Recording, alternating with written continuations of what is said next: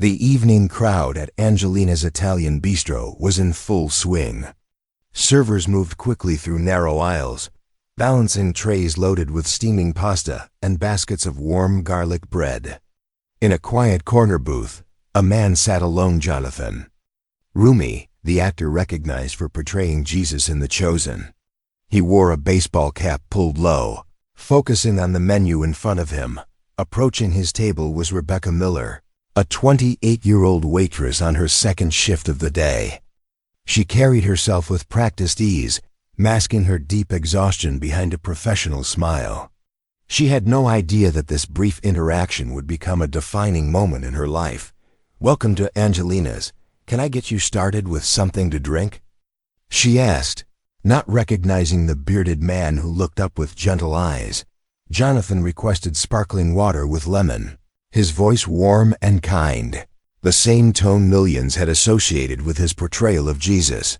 Rebecca noted his order and quickly moved to another table, her mind focused on tips and how much she still needed to make rent. The restaurant buzzed with typical Friday night energy, families celebrating, couples enjoying dates, friends reconnecting over food and drinks. Rebecca kept moving, working efficiently, her thoughts centered on simply getting through the shift. She had been working long hours for weeks, trying to stay ahead of growing medical bills after her mother's recent cancer diagnosis. The stress never left her. When she brought Jonathan his drink, he placed an order for the house specialty linguine with clams. He smiled warmly as he handed the menu back. Rebecca found something vaguely familiar about him, but didn't have the time or energy to place it. Other customers needed attention. Glasses needed filling. Orders had to be taken. The constant rhythm of restaurant life left little space for thinking about who sat at each table. As the evening went on, Rebecca noticed that the man in the corner booth wasn't in a hurry. Between bites of food, he would occasionally jot something in a small notebook.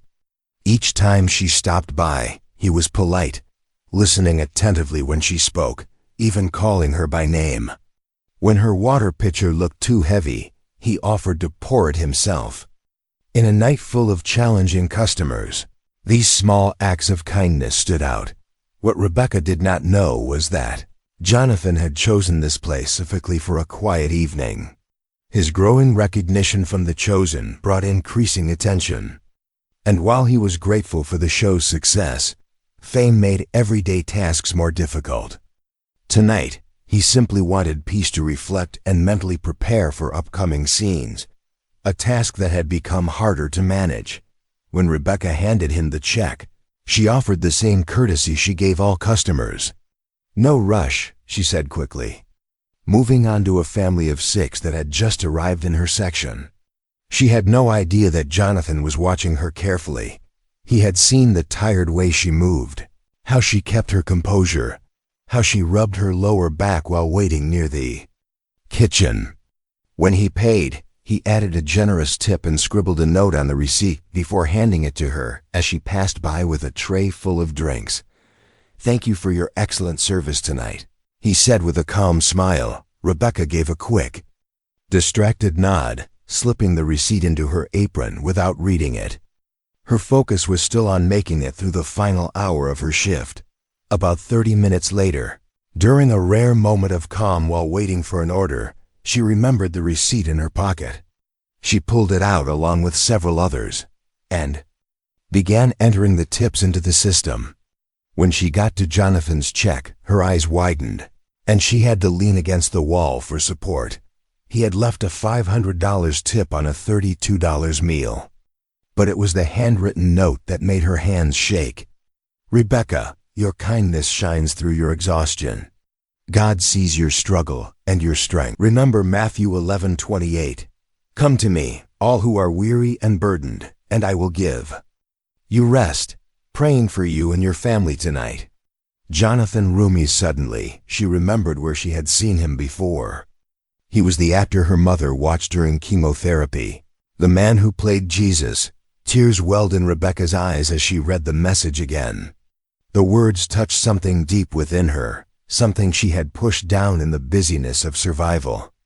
The last few months had been a constant cycle of work and hospital visits, bills, and fear. Just that morning, she had sat in her car before her shift, wondering how much longer she could hold on. Needing a moment alone, Rebecca stepped into the employee restroom. The tears came freely, now a release she had resisted for too long. Unexpected kindness from a stranger, especially one who unknowingly brought her mother peace during dark times, felt like a message she hadn't realized she needed. Someone had truly seen her, not just her uniform or smile, but her washing her face. Rebecca returned to the dining room and glanced toward the corner booth. But Jonathan had already left. His kindness had come without any expectation of thanks. That only made it more powerful. As Rebecca finished her shift, the note and tip kept circling in her mind. The money would help cover her mother's next treatment, but the words had a deeper impact. For weeks she had gone through the motions, she had become numb. But Jonathan's words had stirred something. She thought she had lost hope. When she returned home that night, her mother was awake. Maria Miller sat in her recliner with a blanket over her lap and The Chosen playing softly on the TV. The timing made Rebecca pause. Her mother was watching the same actor who had reached out to her just hours earlier. Neither had known. "You won't believe who came into the restaurant tonight," Rebecca said as she sat on the arm of her mother's chair and showed her the receipt. Maria's eyes widened as she touched the signature. "He plays Jesus with so much compassion because he has compassion," she said softly. "This is not a coincidence, Becca. This is grace." That moment marked a quiet but meaningful shift for Rebecca. The challenges remained. Her mother was still ill, the bills still loomed. But something inside her had changed. Someone had noticed. Someone had reminded her that her efforts mattered. The evening crowd at Angelina's Italian Bistro was in full swing. Servers moved quickly through narrow aisles, balancing trays loaded with steaming pasta and baskets of warm garlic bread. In a quiet corner booth, a man sat alone. Jonathan Roumie, the actor recognized for portraying Jesus in The Chosen. He wore a baseball cap pulled low, focusing on the menu in front of him. Approaching his table was Rebecca Miller, a 28-year-old waitress on her second shift of the day. She carried herself with practiced ease, masking her deep exhaustion behind a professional smile. She had no idea that this brief interaction would become a defining moment in her life. "Welcome to Angelina's. Can I get you started with something to drink?" she asked, not recognizing the bearded man who looked up with gentle eyes. Jonathan requested sparkling water with lemon, his voice warm and kind. The same tone millions had associated with his portrayal of Jesus. Rebecca noted his order and quickly moved to another table. Her mind focused on tips and how much she still needed to make rent. The restaurant buzzed with typical Friday night energy, families celebrating, couples enjoying dates, friends reconnecting over food and drinks. Rebecca kept moving, working efficiently, her thoughts centered on simply getting through the shift. She had been working long hours for weeks, trying to stay ahead of growing medical bills after her mother's recent cancer diagnosis. The stress never left her. When she brought Jonathan his drink, he placed an order for the house specialty linguine with clams. He smiled warmly as he handed the menu back. Rebecca found something vaguely familiar about him but didn't have the time or energy to place it. Other customers needed attention. Glasses needed filling. Orders had to be taken. The constant rhythm of restaurant life left little space for thinking about who sat at each table. As the evening went on, Rebecca noticed that the man in the corner booth wasn't in a hurry. Between bites of food, he would occasionally jot something in a small notebook. Each time she stopped by, he was polite, listening attentively when she spoke, even calling her by name. When her water pitcher looked too heavy, he offered to pour it himself. In a night full of challenging customers, these small acts of kindness stood out. What Rebecca did not know was that Jonathan had chosen this place specifically for a quiet evening. His growing recognition from The Chosen brought increasing attention, and while he was grateful for the show's success, fame made everyday tasks more difficult. Tonight, he simply wanted peace to reflect and mentally prepare for upcoming scenes, a task that had become harder to manage. When Rebecca handed him the check, she offered the same courtesy she gave all customers. "No rush," she said quickly, moving on to a family of 6 that had just arrived in her section. She had no idea that Jonathan was watching her carefully. He had seen the tired way she moved, how she kept her composure, how she rubbed her lower back while waiting near the kitchen. When he paid, he added a generous tip and scribbled a note on the receipt before handing it to her as she passed by with a tray full of drinks. "Thank you for your excellent service tonight," he said with a calm smile. Rebecca gave a quick, distracted nod, slipping the receipt into her apron without reading it. Her focus was still on making it through the final hour of her shift. About 30 minutes later, during a rare moment of calm while waiting for an order, she remembered the receipt in her pocket. She pulled it out along with several others and began entering the tips into the system. When she got to Jonathan's check, her eyes widened, and she had to lean against the wall for support. He had left a $500 tip on a $32 meal. But it was the handwritten note that made her hands shake. "Rebecca, your kindness shines through your exhaustion. God sees your struggle and your strength. Remember Matthew 11:28. Come to me, all who are weary and burdened, and I will give you rest. Praying for you, your family tonight." Jonathan Roumie. Suddenly, she remembered where she had seen him before.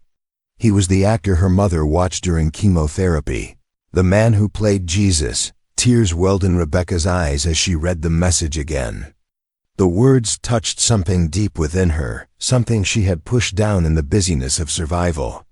The last few months had been a constant cycle of work and hospital visits, bills and fear. Just that morning, she had sat in her car before her shift, wondering how much longer she could hold on. Needing a moment alone, Rebecca stepped into the employee restroom. The tears came freely now, a release she had resisted for too long. The unexpected kindness from a stranger, especially one who unknowingly brought her mother peace during dark times, felt like a message she hadn't realized she needed.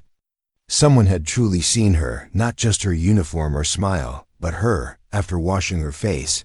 Rebecca returned to the dining room and glanced toward the corner booth. But Jonathan had already left. His kindness had come without any expectation of thanks. That only made it more powerful. As Rebecca finished her shift, the note and tip kept circling in her mind. The money would help cover her mother's next treatment, but the words had a deeper impact. For weeks she had gone through the motions. She had become numb. But Jonathan's words had stirred something. She thought she had lost hope. When she returned home that night, her mother was awake. Maria Miller sat in her recliner with a blanket over her lap and The Chosen playing softly on the TV. The timing made Rebecca pause. Her mother was watching the same actor who had reached out to her just hours earlier. Neither had known. "You won't believe who came into the restaurant tonight," Rebecca said as she sat on the arm of her mother's chair and showed her the receipt. Maria's eyes widened as she touched the signature. "He plays Jesus with so much compassion because he has compassion," she said as Rebecca took a photo of the receipt before placing the original inside her Bible, a book that had remained closed for months as her faith weakened under pressure. The scripture Jonathan had referenced, Matthew 11:28, had long been one of her mother's favorite verses. She had quoted it many times in the past, especially during hard moments. Now Rebecca opened to that page and read the words again, this time with renewed understanding. For the first time in a long while, she allowed herself to feel comforted by them. Later that week, during a slower afternoon shift, Rebecca shared the experience with her coworker Jenna. She explained what had happened in a straightforward tone, not expecting much reaction. But Jenna's eyes widened as Rebecca showed her the photo of the receipt. "You need to post this online," Jenna said excitedly. "People would love to see this side of him doing something kind without cameras around." Rebecca shook her head immediately. Something about sharing it publicly felt wrong. It wasn't about publicity, she said. It was just one person recognizing another person's need. What Rebecca did not know was that Jonathan's act of generosity had not been a coincidence. Earlier that day, he had filmed a scene for The Chosen in which Jesus noticed someone who had been ignored by others. After the scene, the director challenged the cast to carry that message beyond the screen. Jonathan had prayed for direction, asking to be led to someone who might need encouragement. And when he walked into Angelina's that night, something about the atmosphere had felt right. 2 weeks later, Jonathan returned to the restaurant, this time with several fellow cast members. It was a busier evening, filled with the usual noise of a Friday dinner rush. Rebecca, in the middle of serving a large group, stopped in her tracks when she saw him being seated by a hostess. He was in a different section this time, but their eyes met almost instantly. Jonathan smiled warmly in recognition, without hesitation. Rebecca made her way to his table. "I'm sorry to interrupt your dinner," she said, her voice steadier than she expected, "but I wanted to thank you. Your note and your generosity came at exactly the moment I needed it." Jonathan stood to greet her properly. "Rebecca," he said without missing a beat. "It's so good to see you again. How are you? How is your family?" The way he asked the question wasn't casual. It carried genuine interest, as if they were continuing a conversation rather than having one for the first time. Encouraged by his sincerity, Rebecca found herself sharing more than she intended about her mother's condition, the financial pressure, and the mental toll of balancing work and caregiving. The other actors at the table listened quietly, their expressions open and understanding. "Your note reminded me that even when it feels like we're drowning, someone can still see us," Rebecca said, slightly embarrassed by her honesty, but determined to express what it had meant to her. "Sometimes all we need is to know we're not alone," Jonathan replied. His voice was calm and his words felt sincere. "I'm glad I could remind you of that. This show has changed how I see people trying to look past the surface to their hearts." The others nodded, a few sharing how portraying biblical characters had made them more aware of human struggles and needs. Before Rebecca returned to her tables, she hesitated, then added one last thing. "My mom watches your show during her treatments," she said. "It gives her strength, seeing Jesus portrayed with such kindness and humanity. I hate to flee. This is not a coincidence, Becca. This is grace." That moment marked a quiet but meaningful shift for Rebecca. The challenges remained. Her mother was still ill. The bills still loomed, but something inside her had changed. Someone had noticed. Someone had reminded her that her efforts mattered. That same evening, Rebecca and her mother called the advocate. Maria, sitting up a little straighter than usual, spoke with more energy than she had shown in weeks. Hope seemed to bring strength with it. The call lasted over an hour, filled with questions about Maria's diagnosis, her treatment history, the insurance they had, and referrals from previous doctors. By the end of the conversation, they had clear next steps, appointments to make, questions to ask during the next visit, and clinical trials that might accept Maria, even at her advanced stage. What followed felt like a flurry of motion after months of standing still. Doors that had always felt closed now started to open.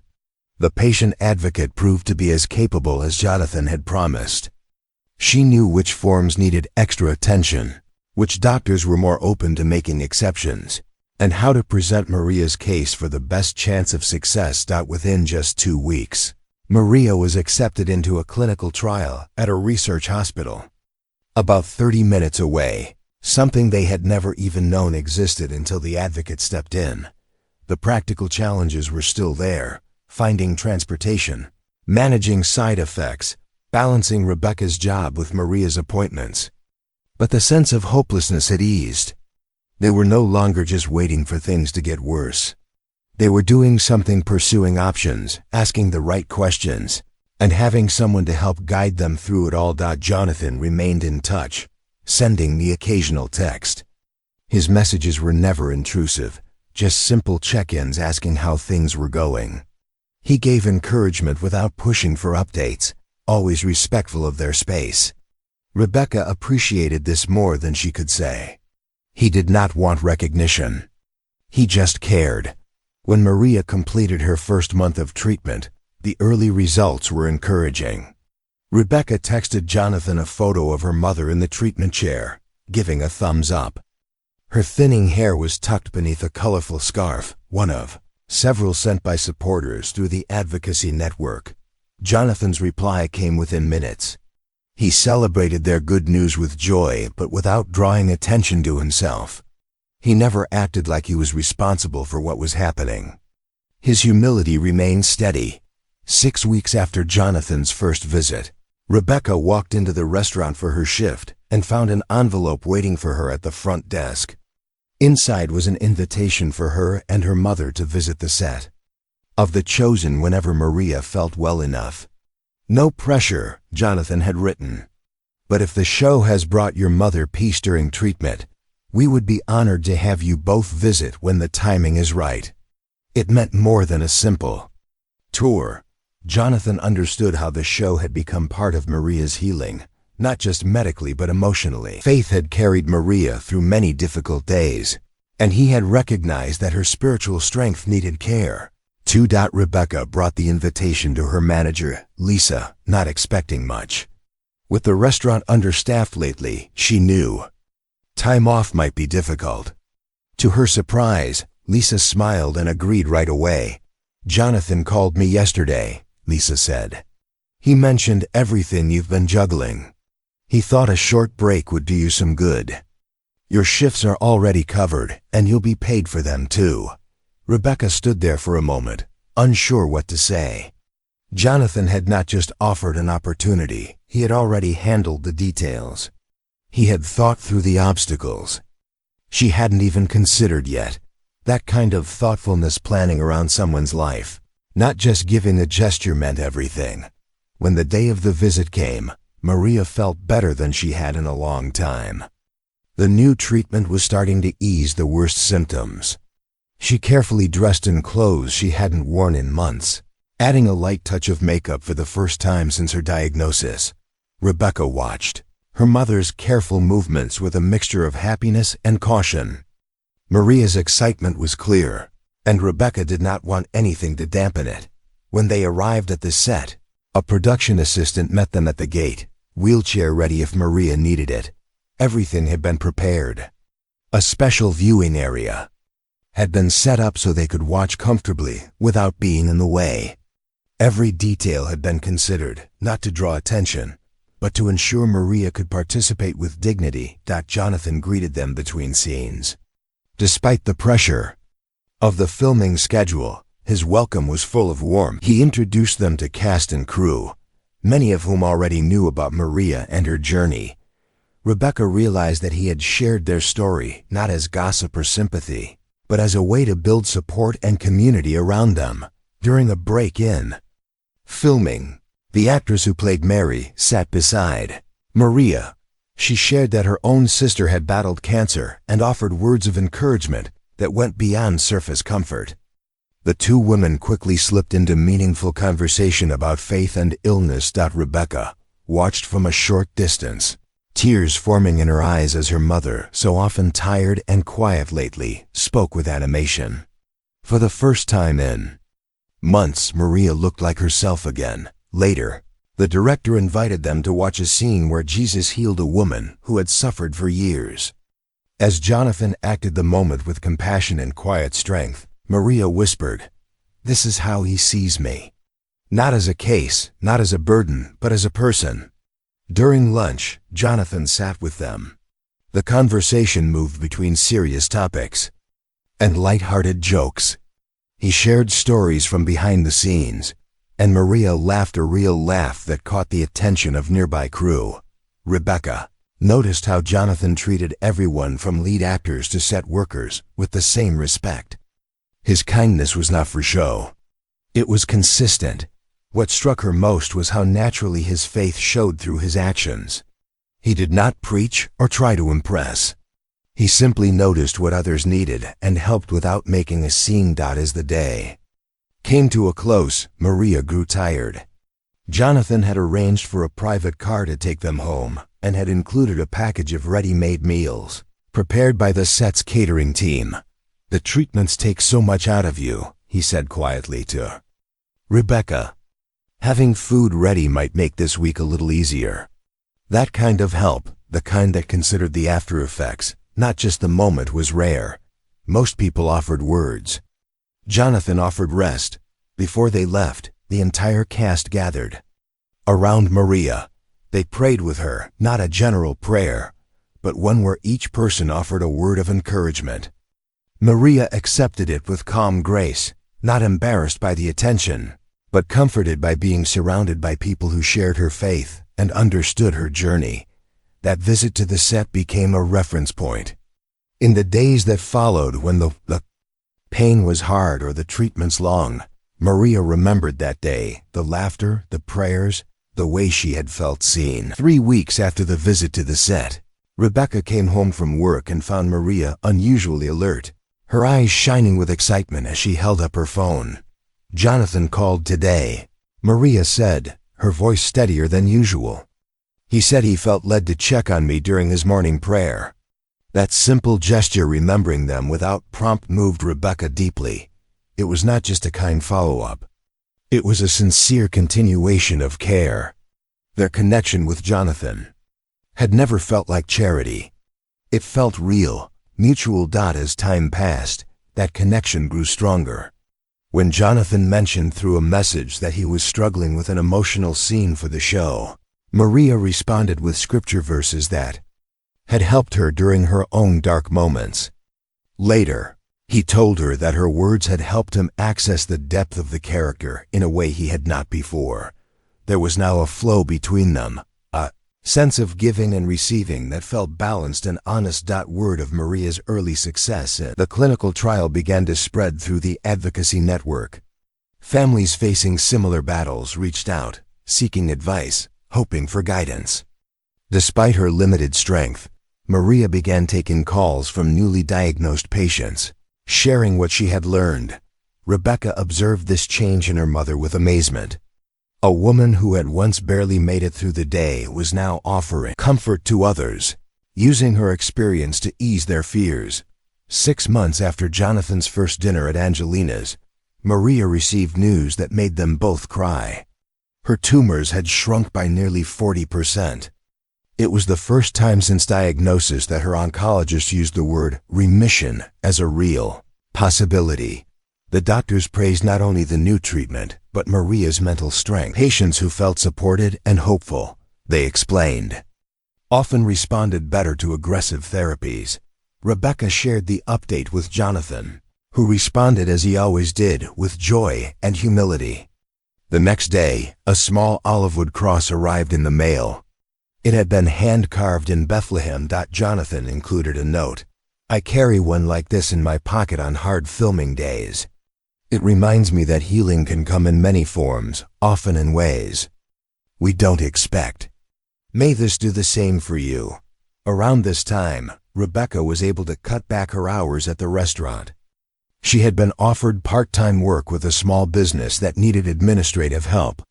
The hours were flexible, and she could do some of it from home, an ideal situation while caring for Maria. This new job had come through another one of Jonathan's contacts, a business owner who valued Rebecca's background and wanted to give her an opportunity. Rebecca had once thought her business degree would go to waste after dropping out to care for her mom. But now that education had become useful again. The work was less physically demanding than waiting tables, and it provided a path back to a career she thought she had lost. What had started as an act of kindness was quietly evolving into a much deeper transformation. It was no longer just about surviving the crisis. It was about rebuilding a future. Almost exactly 8 months after Jonathan left that first note on a receipt, Rebecca returned to Angelina's not as an employee, but as a guest. She brought Maria along for a celebratory dinner. Though still thin and slower in her movements, Maria no longer needed a wheelchair. Her strength was coming back. Her eyes were bright again.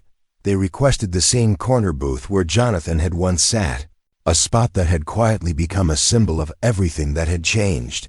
Jenna, who still worked at the restaurant, greeted them with hugs and visible delight at how well Maria looked. But she had bad news. "I have to seat you somewhere else," she said with an apologetic smile. "That booth is reserved for a party coming in soon." Rebecca and Maria nodded in understanding, even though the disappointment was clear. Chose another booth and began looking through the menu, trying to decide what to order to mark the occasion. Just then, the front door opened. Jonathan walked in with several cast members. Rebecca and Maria instantly recognized them from their visit to the set. Jenna guided them to the reserved table, the same corner booth Rebecca and Maria had hoped to sit at. But when Jonathan saw them across the restaurant, his expression lit up in surprise. "I had no idea you would be here tonight," he said as he walked straight to their table. "We just wrapped filming for the season and came to celebrate." Maria smiled, and Rebecca's eyes widened. The timing felt almost too perfect that Jonathan didn't hesitate. "You have to join us," he said. "Let's push the tables together. One celebration is better than two." And just like that, two separate dinners became one shared evening. There was no awkwardness. The cast greeted Maria with hugs, asking about her health, her treatment, her progress. Everyone naturally fell into conversation. It felt less like a reunion and more like a continuation. Over dinner, Maria gave them her latest update. The tumors were still shrinking. Her blood work was improving, and she had more energy every week. Everyone at the table paused to take in the news with the seriousness it deserved. It was not just about medical progress. It was about survival. As the night went on, the conversation shifted toward the future, the next season of filming, Maria's recovery plans, Rebecca's new job. The change in tone from 8 months ago was remarkable. Then, every conversation had been focused on getting through the day. Now they were making plans. Jonathan took particular interest in Rebecca's work. When she mentioned a new project, she had been assigned one that connected to her business degree but pushed her limits. He listened closely. "I have a friend in that field," he said thoughtfully. "If you'd like, I could connect you with him. He might be able to mentor you a bit. He's always happy to support people stepping back into their goals." Rebecca looked at him, unsure how to respond, but the offer was genuine, just like everything else he had done. Maria watched the exchange in silence, pride in her eyes. She had spent so many months watching her daughter carry the weight of their situation. Now she was seeing Rebecca reach for something more. After dessert, Jonathan lifted his glass to milestones and miracles. He said quietly. No long speech, no dramatic flair. Just a simple acknowledgement of all they had overcome, and of the shared strength that had brought them there. The toast honored not only Maria's progress and the show's season completion, but also Rebecca's growth and courage. As Maria stood up to use the restroom, moving steadily without help, Rebecca turned to Jonathan. Her voice softened. "I don't think I ever thanked you properly," she said. "Not just for the tip. For everything that came after. For seeing what I could not ask for." Jonathan nodded, listening quietly. "I noticed you that night," he said. "Not just your tiredness, but how you still treated everyone around you with kindness. That kind of strength deserves to be seen." Rebecca's eyes welled up, but she smiled. "You changed everything for us. I will never forget that." When Maria returned to the table, Jonathan gently shifted the conversation back to lighter topics. He had a way of knowing when a moment had reached its depth, and when it was time to offer space to breathe.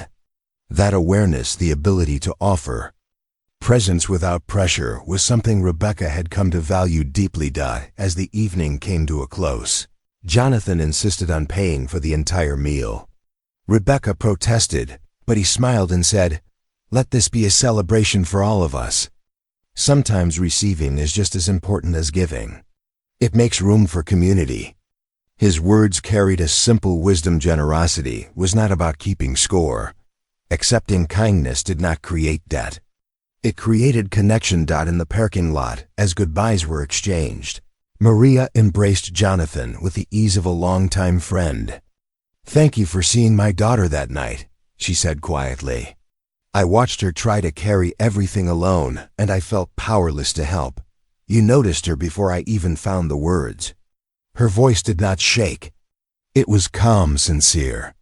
And in that moment, Rebecca realized that her mother's gratitude was not just for the outcome, it was for the act of being seen. From there, their connection with Jonathan settled into something sustainable.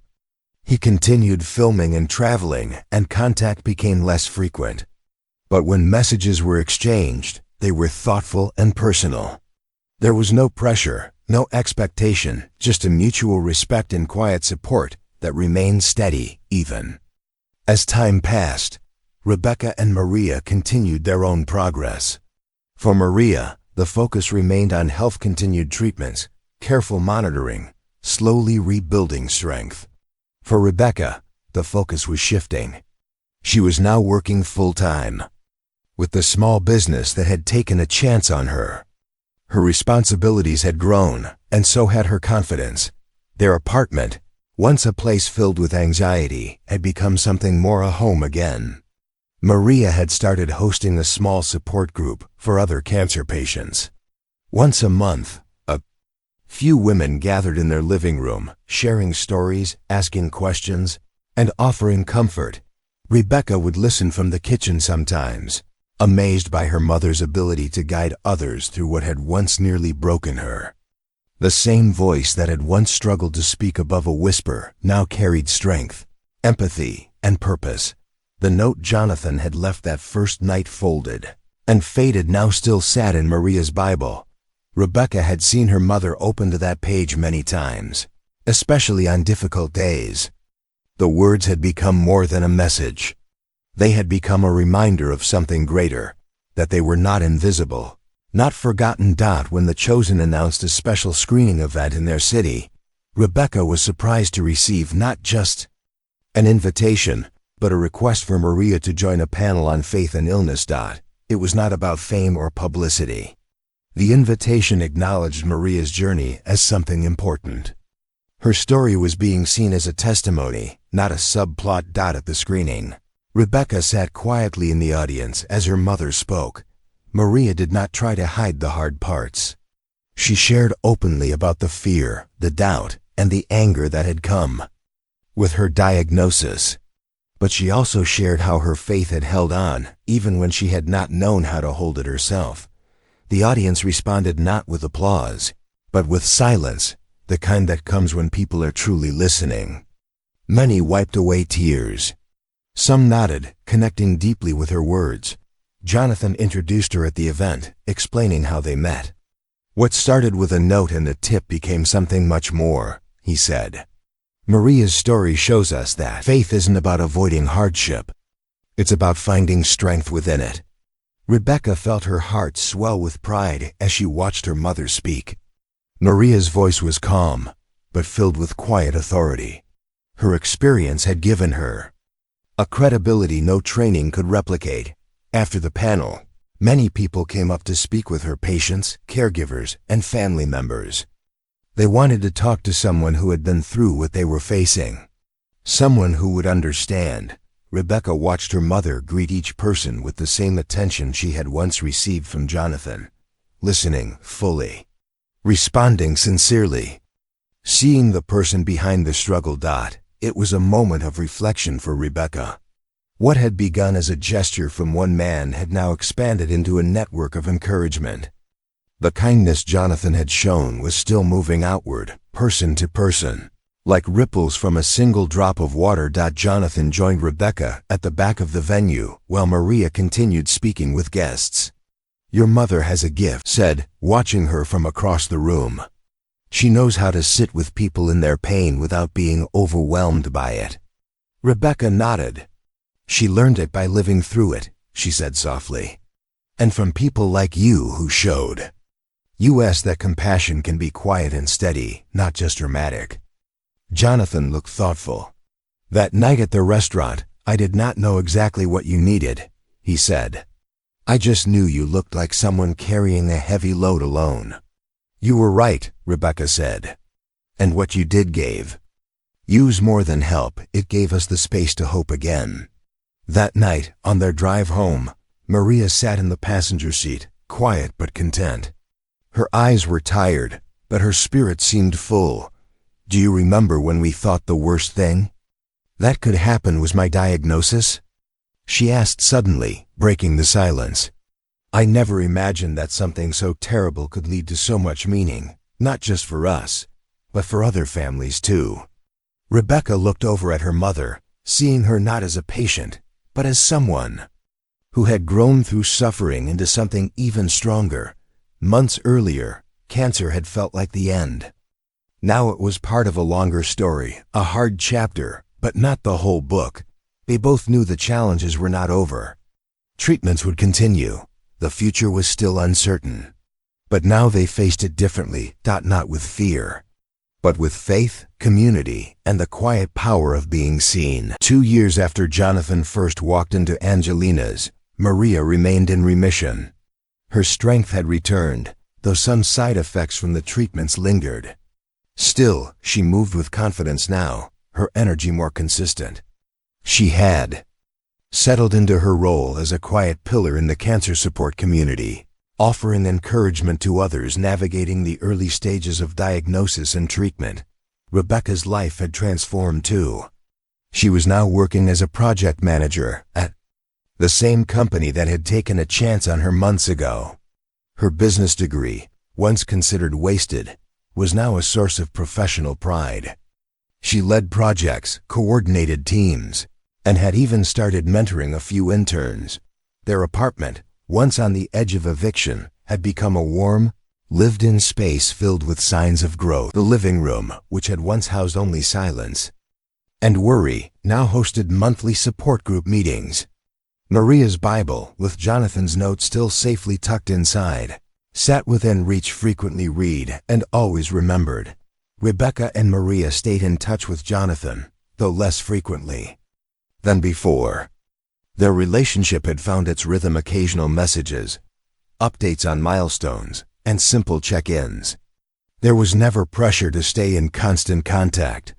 The connection had become something deeper, sincere, respectful, and lasting. When Rebecca looked back on their journey, she could see clearly how everything had begun. Not with grand gestures, not with major donations or dramatic interventions. It started with one man noticing an exhausted woman and choosing to respond. What stood out most wasn't the generosity. Although it had changed their lives, it was the decision to pay attention. That decision, to see someone who had not asked to be seen, became the foundation for everything that followed. When people asked about the story, Rebecca always emphasized that the financial support, the job opportunity, and even the medical connections were all incredible. But they were not the most meaningful part. The real turning point, she would say, was being seen. That moment of recognition made everything else possible. The emotional weight of being acknowledged during one's hardest season, of not having to explain, justify, or beg for help, was something she tried to pass on to others out at the cancer center where Maria had received treatment. Her story was well known.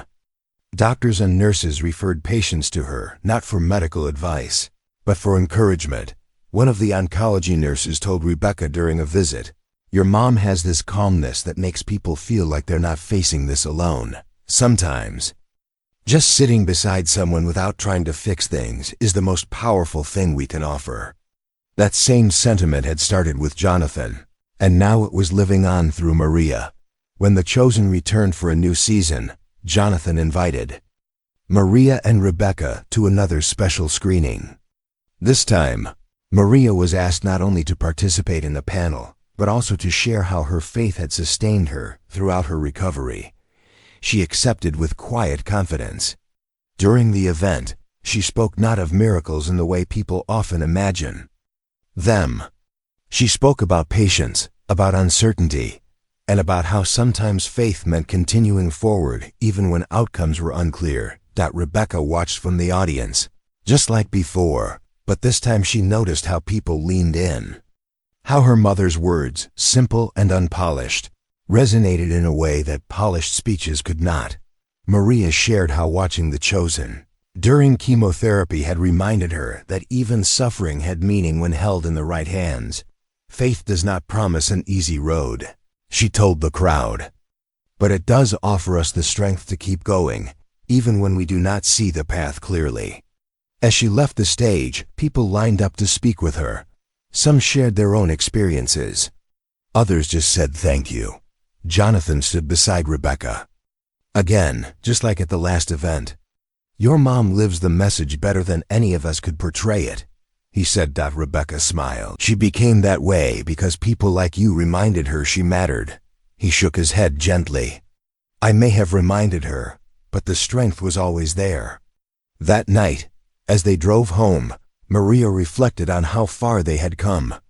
We could have lost everything, she said. And instead, we gained more than I ever imagined possible.